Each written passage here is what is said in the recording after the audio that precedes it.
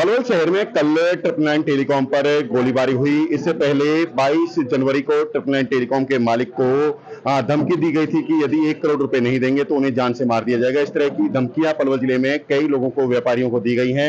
हमारे साथ यहाँ पर पूर्व मंत्री करन सिंह राणा है, जिन्होंने पुलिस और बदमाशों पर मिली भगत का आरोप लगाया है। भाजपा नेताओं को भी इस कटघरे में किया है, प्रेस वार्ता की। उनसे स्वागत है आपका पंजाब केसरी पर।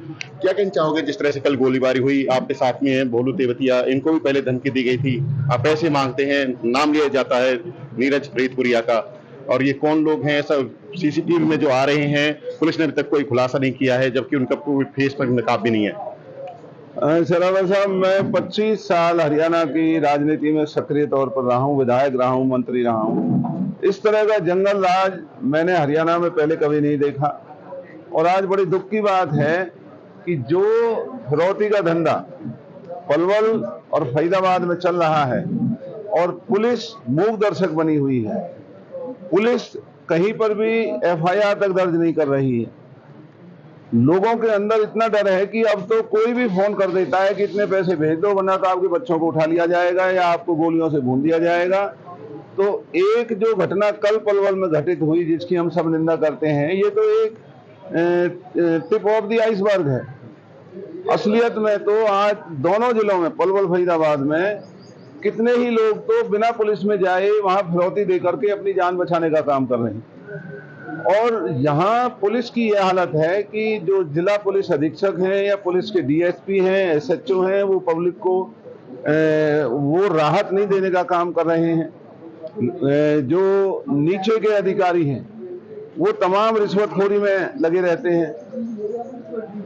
यमुना की रेती की चोरी करवाने में पुलिस की सबसे बड़ी जिम्मेवारी यहाँ लगी रहती है। उनकी जिप्सी और मोटरसाइकिल, जो यमुना की रेती के बड़े बड़े ट्रक जाते हैं, उनको निकालने में लगी रहती है। कानून व्यवस्था को देखने के लिए पुलिस के पास कोई समय नहीं है। प्रदेश में भी इसी तरह का माहौल है। पीछे बीते दिनों की बात करें तो इनेलो के नेता हैं नफे सिंह राठी, अध्यक्ष, उनकी हत्या कर दी गई।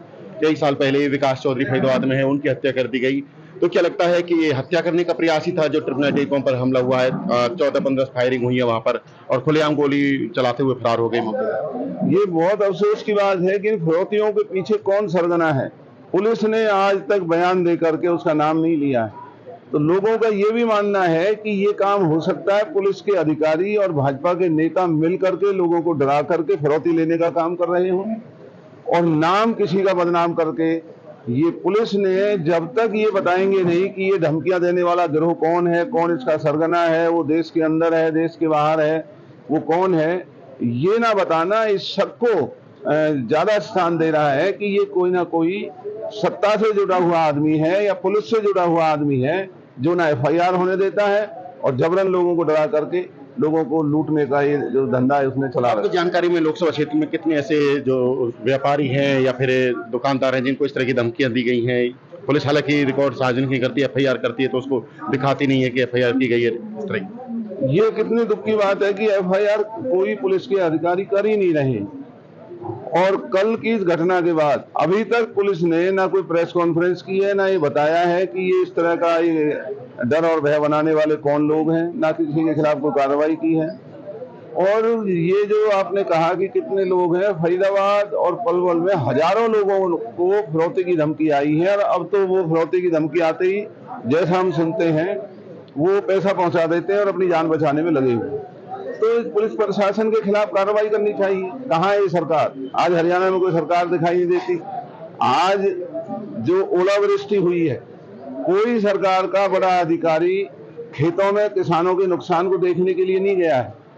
ऑनलाइन के धंधा चला करके कहते हैं कि किसान ऑनलाइन अपने नुकसान का ब्यौरा दें।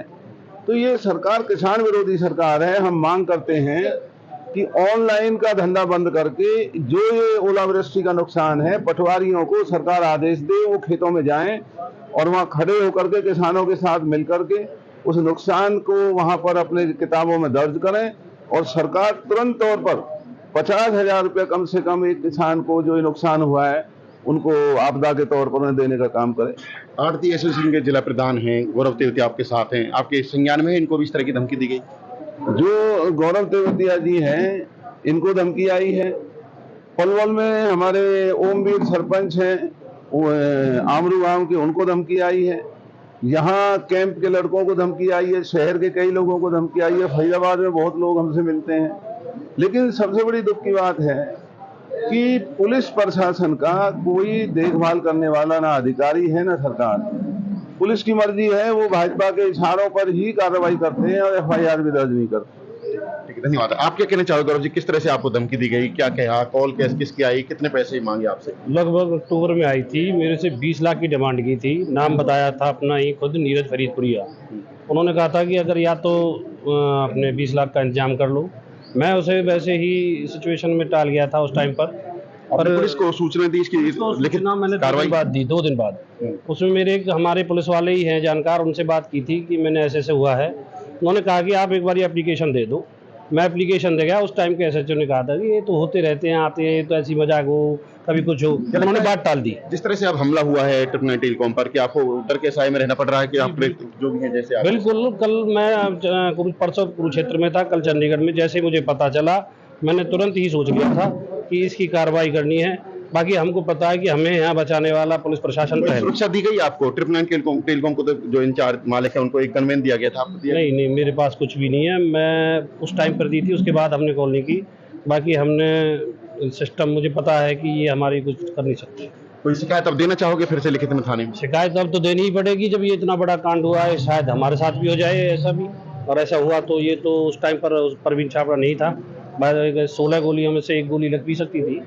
ऐसी अगर बाई द वे हमारे लगी, हम तो खुले में काम करते हैं, मंडी में घूमते हैं।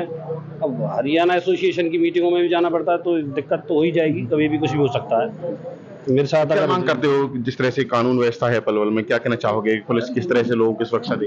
इनके खिलाफ कार्रवाई होनी चाहिए। मैं तो ये कहूँगा कि अगर इनके खिलाफ कार्रवाई नहीं हुई तो फिर हमें अपनी जान का खतरा भी है, और इनको देखना चाहिए प्रशासन को किस तरीके से करना है इन्हें। आपके द्वारा हम तो यही कहेंगे कि सुरक्षा तो होनी चाहिए, या फिर उनके खिलाफ कार्रवाई करके उन्हें पकड़ के बंद कर दिया जाए। जी, ये थे हमारे साथ गौरव तेवतिया, जो मंडी एसोसिएशन के जिला प्रधान है। साथ ही पूर्व मंत्री करण सिंह दलाल ने आज प्रेस वार्ता कर पलवल पुलिस बदमाशों और कांग्रेस के नेताओं पर मिलीभगत के आरोप लगाए हैं। उन्होंने कहा है कि ये मिलीभगत से धमकियां देते हैं, फिर फिरौती का पैसा मांगा जाता है। पुलिस भी कहीं न कहीं इससे गिरोह का साथ दे रही है, क्योंकि गिरोह के सदस्यों को गिरफ्तार नहीं किया जाता, उनके खिलाफ के साथ FIR नहीं की जाती। उन्होंने मांग की है कि जल्दी जल्दी इस तरह के जो गिरोह चलाने वाले लोग हैं उनको गिरफ्तार किया जाए, ताकि जो व्यापारी हैं, लोग हैं, भय के साए में न रहें। साथ ही मंडी एसोसिएशन के प्रधान गौरव तेवतिया ने मांग की है कि उनकी FIR दर्ज की जाए और उनको सुरक्षा दी जाए। साथ ही जिन्होंने धमकी दी उनको गिरफ्तार किया जाए। पलवल से दिनेश कुमार, पंजाब केसरी TV। हमसे जुड़े रहने के लिए हमारे YouTube चैनल को सब्सक्राइब करें और नई वीडियो की नोटिफिकेशन के लिए बेल आइकॉन को दबाएं। अगर आप ये वीडियो Facebook पर देख रहे हैं तो लाइक जरूर करें और ज्यादा से ज्यादा शेयर करें। धन्यवाद।